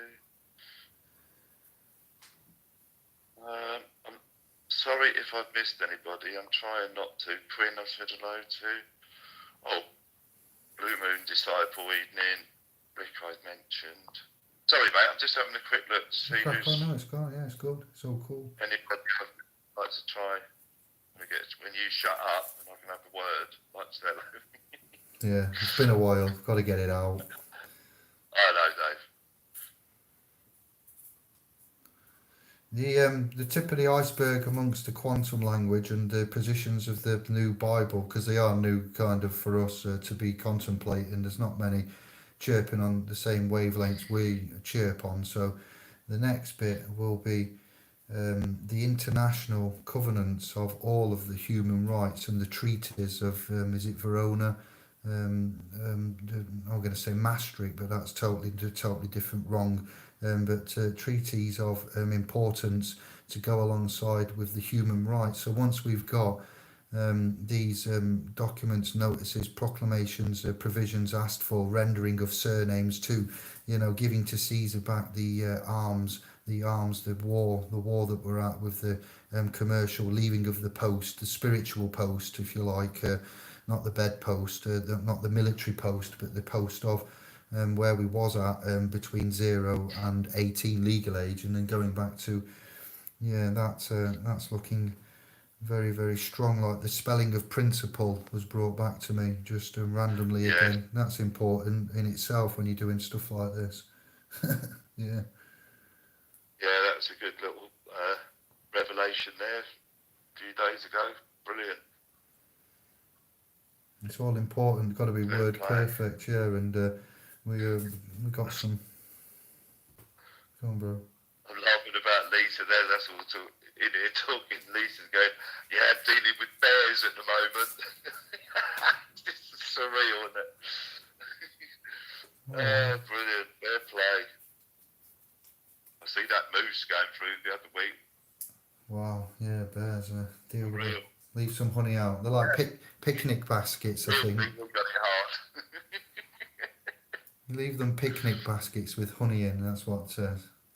we were shown, weren't it? It's called Yogi Bear. Yeah, that's it. Keep them coming back. Just what you need. Golden spiritual soul. Yeah, I can't make anybody blue because I'm in the kitchen and I'm on a tablet. So I am going to be looking down to wind down, and I'm in commercial activity and warfare through the week. But I am getting back early afternoon, so I will be on the .com updating, emailing, contacting, making phone calls, and yes, I think we've covered most of the gist of what go on and how it go on. So. I don't know, is there anything else you want to say, or is it out in the room, Kev? Any questions? No, it's all. I know it's grizzly bears that Lisa's dealing with as well. Proper ones. No way. Unbelievable. Yes, I've seen some films. I've seen some shit. And them bears, apparently, I can't remember all the films now, but there are some horrific scenes in Hollywood where bears, one called The Wild, is there, with somebody, Anthony Hopkins or something, and The Edge. Yeah, there's a few I've seen, and some harrowing ones where you think, no, surely, I think the bear comes back 3 times and drags him and throws him and rips him, and I'm like, no, and his soldier men find him. Obviously, bears are portrayed as vicious, deadly, and you've been attacked by a bear. There's no light. Oh yeah, I got scratched by a bear. No, if it happens, it's going down. Basically, is what we're led to see, and I don't envy that one little bit. Stage exit to the left, even. Yeah, man. Bless you. Stay safe. What do you do? Have an electric fence? How do you keep bears out? Electric fences and rockets. Gun, yeah. Flare gun, electric fence, M1 Abrams parked on the lot. drone squad team to like you have a red flag to a bull. You get lots of little drones now to get round its head and distract it while you're setting up your traps and that, because it's just we got the tech now, but back then you just were gone. Somebody getting attacked by a bear. Name some films, fams. You must have named a few films in the room about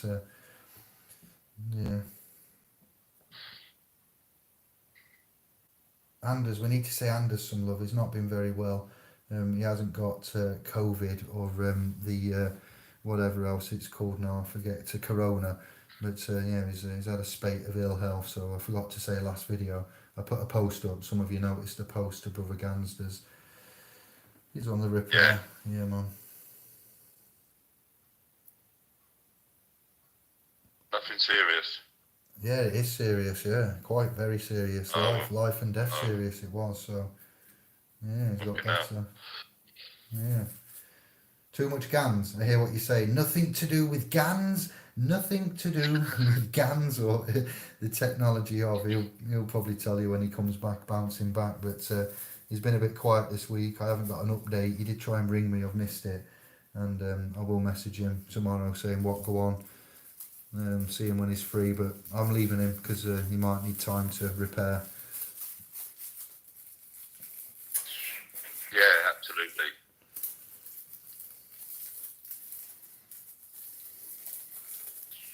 We're looking at more comments here. Yeah, I'm just having a flick through. While we get hedgehogs, we're just going to put some food out for Bear to save the chickens. A bear kibble. Yeah. Jeez. So registration, claiming of rights. If you have registered, what I wanted to recap is titles to property are important to Kevin I, SPLs, you, and I believe that it's our destiny to learn how to access rights to property. Now, one of the funny things is equity helps persons, all right, keep their property. So if you know how to use your person and to what extent persons have advantages and disadvantages, entitlements or no entitlements and no benefits, then you are going to do well.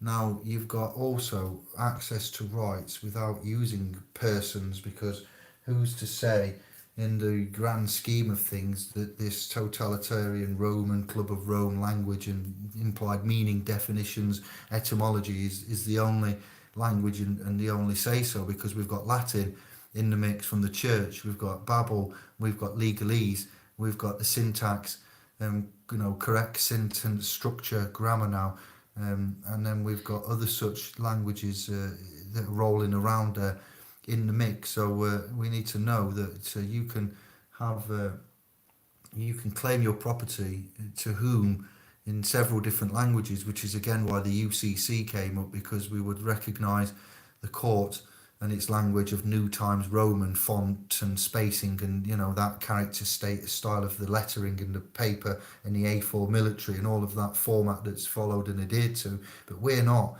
in the licensed temple, and we just, for the purposes of clarity, avoidances of doubt, will now start labelling and putting and saying, and perhaps not even these notices and communications won't need to be filed anywhere. It would be an idea to get them returned back as well. So letting ones know that you have a claim to property, but rather than deregistering and going around it the old ways, I'd like to just let you know that what we're going to focus on doing is giving you the ability to claim.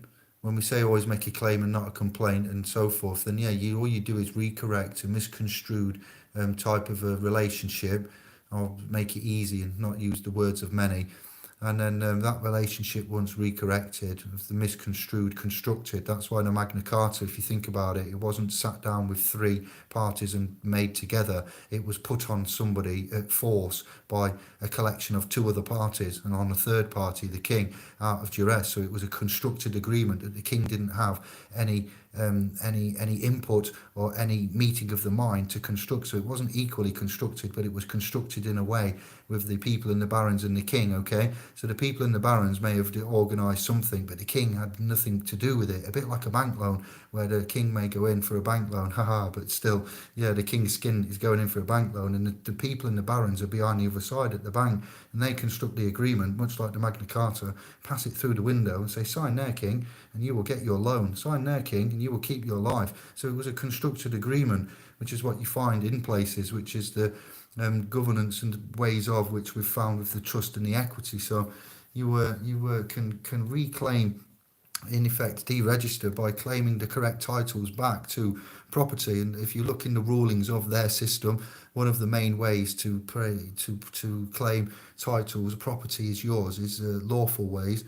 Bills of exchange, notarized documents, proofs of claim, items in a trust, receipts, transfers, statements, bills, these kind of commercial academia, recognized generic ways of commerce. And then you've got your rights and titles too. That's why you have a title deed. That be there, my land. No, it's mine. Well, let's have a look who's got the deeds in here, and what does your deed say, and then we can work it out, can't we? So these are the deeds that you would correct and get to. But how would you get the deed to your blood, assets, and offspring? Well, that's in itself a question that we're being asked by a great many dads. So that's where we're going next, how you would and who you would and why you would. Just maybe, if this was true, might want to consider saying, this is who we are, and if there's any difference, and you've got a time to get back to me and correct me, and if there isn't any difference and I am right, then if you don't correct me in that time, what I say here is now solid and stands. And then we go on a little journey with you, and you will get confirmation or non-confirmation depending on how you do it and if you do it well. So there's a calling for man to be reconnected with property. There's a calling for man to look after one another. So that's where, amongst the testaments, wills, property, and rights being taken from you, then your children, your assets being deregistered. Everybody is affected by this, and everybody needs to at least know how you would then. It needs to be common knowledge, not coveted in a library or a forum on r.com or in a video that's overcomplicated across 50 parts for you to do. We'll do it in a simplified, structured, lawful way for you to choose then how you handle your business. But there is a way, would you not argue, Kev, like the benefit system to say hello and what is going on? Yeah, you're using your instrumentation that's been given to you. That's all we're differentiating here, and who we are in relation to it. You're using it to access your entitlement. That's what it's about. A disclosure on it wouldn't hurt. If there's any confusion, and you don't have to take our word for it, you ask the office and we'll give you that as well on how to say these things, and you'd put your powers of attorney in place as well, so you can let the officers know that there's things in place of guardianship equivalent to where you guard your own castle and family and estate, and we look after each other now. John guards, and even if you're not directly blood related, there's people on streets that I've been to that have a big man or a big lady or a couple of big characters, not physically big, but they can be small in size but mighty in power. And believe you me, there's a few of them around as well that packing punches that you wouldn't expect. So looking after the street can be a community thing where you don't have to be, if you're low on ones to trust, and there are ways of doing this, but it has to be done correctly, because there's a lot of sharks and charlatans out there. So you can form trusts and have working effective trusts as well for those that are a bit low on the old family tree, isolated, less abled, ones that have no family.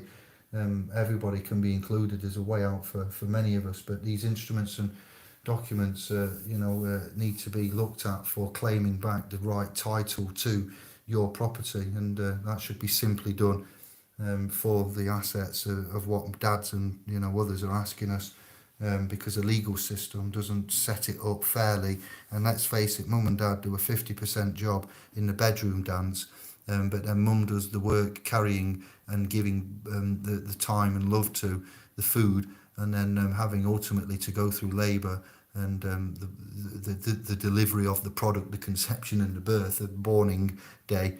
That's not something any man, I dare say, envies, do we? So we need to recognise that the woman does have a bigger time with, but it's a fair, someone has to do it, one of the two sexes, and it's an equal 50-50 ownership, if you like, creation of it. And so why the law then does what it does, and dad's not getting rights effectively, or women using, and this isn't all, but it does happen, children as weapons cannot continue, because there are good dads out there, and there are bad mums, and there are bad dads and good mums. So we are not here to judge anybody. We're just here to hear problems and to say, you can get round that, but it takes a long time, and it shouldn't be this way. Again, there are certain things, aspects of our society and culture that are just backwards, aren't they? And when we find out these three monkeys and the likes are running things, and this is how they test their eyesight, is it any wonder?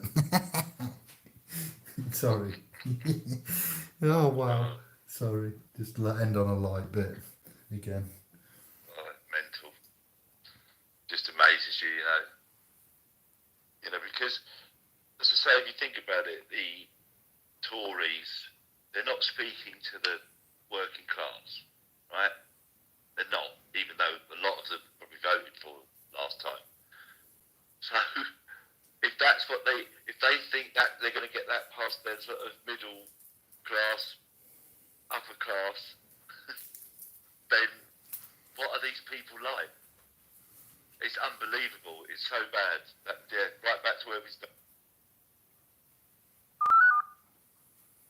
Right. Oh, are we back? Yeah, I've got your link back up. Yeah.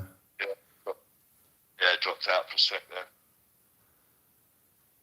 You're saying about the quality, the upper classes is very bad there, the educational standards, and Boris not being able to put a comb through his hair and Gove stammering through, but I'm no driving expert, realising what he said, hang on a minute, you're no driving qualified expert or knowing of any kind of ability anywhere then in driving realms, but yet you've just said you'll go out on a drive to test your eyesight, but you're not a driving expert of any kind, and you shouldn't be quoted for saying anything, but yet you're being quoted on live news supporting Cummings going out. Yeah, it's like, but don't quote me, I'm no ref, but you've come on to quote to back somebody up, but you're saying don't quote me because you know real reference too, but yet you go out and do crazy things. So I know I'm going to see, I wonder if I'm still addicted to heroin. Let's go and buy a bag of heroin and take some and I'll work out. That's not how we do things, is it? I know that's a very bad, and I'm sorry if that affects anybody, but still it's just like, am I still addicted to whiskey? Do I go back out and have a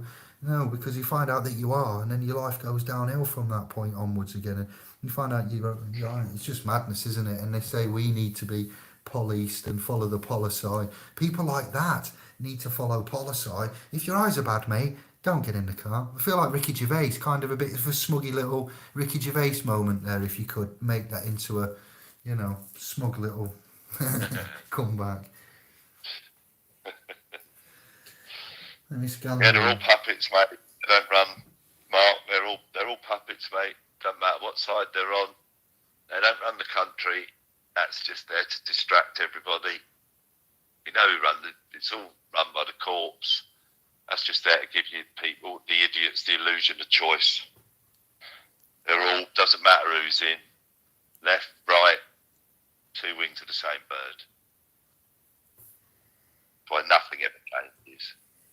Ever. People in the room talking about eating horse and bears and things. Well, there's people out there that eat lambs, and they think lambs taste very nice, and they've just got the shearers on the go again, and they're getting ready to shear the flock and come in and fleece again before the cull comes. And I'm not being nasty, I'm just saying that while we're all, Santos has been putting out some bum eating type posts. That's it, he gets serious and insults. All I'm saying is there's meat eaters out there when they get their meat a different way, and that's without going into the adrenochrome saga and scandals and stuff and disgusting things that we've heard alleged that people have been or not been doing with such drug refinement of.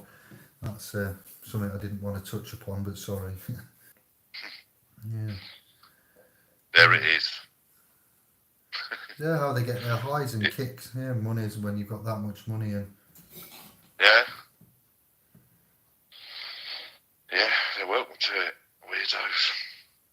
And they're running these establishments and institutions that badly or with that many cover-ups, and the likes of Jimmy Savile being able to go around and allegedly do what he did, and others, and how they run it and who runs it and what they let allegedly overlook and cover up. And it's just madness, isn't it? The Pope having to give a talk to his priests about why is it that you are in this traditional faith here, this Catholic Church in Italy. He was doing it in the continent of really the Vatican, and he says that you're out there and you are molesting younger girls and you're getting caught and put in the papers. And one of the answers to the Pope's questioning of alleged how else do I put this then, child abuse, to be fair, on a religious sect was by a religious sect, was that in some countries the age of consent is considerably lower than what it is in Western worlds. And the Pope's turned around, and I wasn't there, but these are just conjectures too, and saying that just because you're on a different continent, and the rules of that continent are different. The rules of the book are the same on no matter what continent you're on. So you know, there's a lot of weirdness going on, you know, in these houses and institutions, and they seem to be doing something, but you know, too little, too late. After all the years, you know, in 2018, when this first ever calling of the popes and bishops, the Pope got the bishops together and had a little telling off of you know, what you're doing to the of the church and the faith there, and you know what we've talked about when I heard Chris Hitchens on about religion and the mutilization, sexual mutilization of a genitalia done in any other religion, any other place, not in religion, would be an arrestable, imprisonable offence. But because that was some, he does say some real good lines of things that make you think. Actually, Kev, sometimes it make me think. Yes, it's a horrific act, and then what else can religion make you do if that's probably one of the most you know, genital mutilation of a baby is as grim as it gets for me. I'll leave it there. We are winding down, by the way. Sorry. No, let's not kick off with Hitchens now. I know. Well, yeah. Sorry, that was. Especially going down that subject, he's quite forthright on that. Love it. Here's this perfect thing. Isn't it wonderful? Right, let's get a sharp stone and start hacking away at the genitals. Population control and whatever it's for. No, so much population control. I think it's for sick gratification of some kind of birth control and all of that stuff. But it's just to encapsulate that in a religion you can do something as horrific to a society as sexual, you know, part genitalia molestation, and not and get away with it as part of a.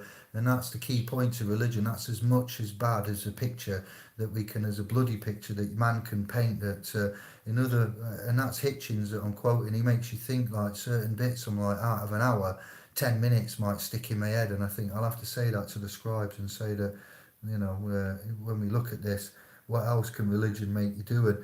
And this kinship we have with one another that's taken us away from our true roots, which means that when we're in this army mentality of brother and sister and etc., it's a division that we have again, and brainwashing and following of, and we don't mind correcting and saying actually it might be a better way to now consider X, Y, and Z. It appears that new knowledge has come to hand, and you know, the fig leaf needs removing again, or whatever it is we're doing. However we look at it and put it and recode others, you know, and I'll leave it there, brother. But what else madness can happen? Can we be forced to be doing? History's a stark warning for all of us. I don't think there's much there that would or ought to be repeated. It's about time we broke history and made things happen that have never happened before. If that's all right. Well, that's what we're trying to do. You know, we can but try, and then refine, and try again. Should it be necessary? Be interesting to see what some answers, at least, to what we're going to be sending out. So, some responses, should they bother, which is unlikely. There's a lot on the horizon, a lot on the cusp, and I haven't got answers for anything, but I do know it's a delicate time, health-wise, money-wise, banking-wise, future-wise, policy-wise, rule-wise, law-wise, data-wise. Big corporations, money, gold, oil, everything is absolutely in the mix at the minute, and somebody somewhere must be worried about something, is what I'm saying, if not all of us. So we have to try and focus on the positives and what we can fix, and where what we've got the power to change, we'll try to change, and those are the things that we haven't got the power to change, we don't try to change. We've learnt that one now. We learnt it the hard way, but we got there, didn't we, bro? And we've got things we can change, as you can see. Yield. Yeah, you can change a relationship quite easily. you can change quite a lot. And I'm not saying it's the fix. A man presses a red button and launches warheads with your ready depleted, and you're going to burn no matter what bloody notice you hand up to the sky to defend against a nuclear imperial death strike of radiation and fire. No, there's only so much we can try and give. That certain things are out of all of man's control. But ultimately, these crazy liars that we've got masquerading around as imperial governances of the crown are the ones that have the power to, or the red buttons and the military armies. Donald Trump in charge of the world's most powerful army doesn't seem a safe bet for mankind to me. Boris Johnson working directly underneath for the Queen. Well, at this moment, allegedly, so we assume. It may not be true, don't hold me to that, but it should have been working for the Queen there. Again, one of them. That's why these men don't have all the power, because you can clearly see that they can't be in control of that. They've got to do what they're told, because they clearly couldn't do all that job, judging by the way they answer certain questions. Dominic Raab, the foreign affairs man, coming on and being asked about Trump's looting and shooting comment, if you loot we're going to shoot, and the controversial bits and bobs, and Dominic Raab, our foreign affairs man, saying, oh well, I couldn't possibly comment on the President of America's I'm like, no, that's exactly what you should be doing in your job there, but you can't even be asked to do that. Wow. Nice to sidestep anybody that saw that and knows what I'm on about. You feel me? They have got no backbone. They are not qualified to do the job, or they are qualified and they're not well qualified. They're being told not to do it and to let it go to shit. Absolutely. Yeah, man. But yeah, we'll get off and say thank you. I know I've said a bit extra in all of that, but we seem to be good. It was a nice chat. It's good to be back. I'm tired though. I know you are, brother. Yes, I'm a little bit worn today, so didn't have a little snooze this afternoon. At my age. Yeah. Down the care centre. You bad, yes. I love you. Thank you for your time. Thank you, Scribes, and watch out for the community posts. We will be back soon, if not next week. Hopefully on Saturday. Yeah. Oh, I won't be Saturday. Oh no, you're going out, aren't you? So yeah, that's all good. Yeah, then, I won't be around Saturday, but see what happens. We can always do this again Sunday, but yeah, whatever. It is what it is. No, we can do a Sunday. Yeah, it's good. Is this the long goodbye? It's finished. It was the long goodbye. It's over. Did you enjoy that? Did you bask in it because it's over now? Yeah. It is, Quinn. You got it, mate. Yeah. We just sloped it in there. Nobody noticed. Never off. Yeah, thank you. Much love and ciao for now, Scribes. See you soon. Yeah, thanks, everybody. See you soon. So it's 2 hours there, Kev.